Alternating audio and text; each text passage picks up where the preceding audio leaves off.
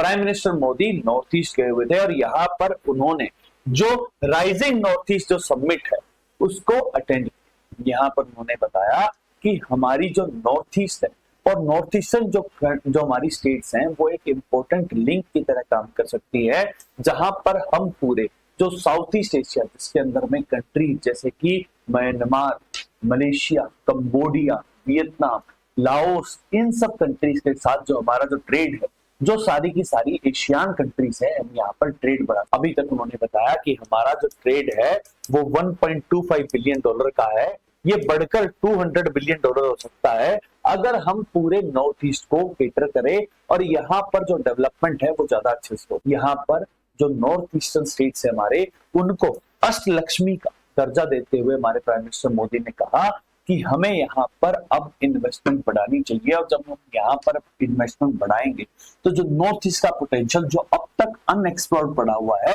हम यहाँ पर पोटेंशियल बढ़ा पाएंगे और उसकी वजह से हमारे देश की और नॉर्थ ईस्ट की डेवलपमेंट हो सकती है। यहाँ पर जिस तरह से नॉर्थ ईस्ट में जो सेमीकंडक्टर का प्लांट लगाया जा रहा है और अगले कुछ साल के अंदर में जो सेमीकंडक्टर के अंदर में एक बहुत इंपॉर्टेंट रोल प्ले करेगा हमारा नॉर्थ ईस्टर्न रीजन, इसको भी केटर किया।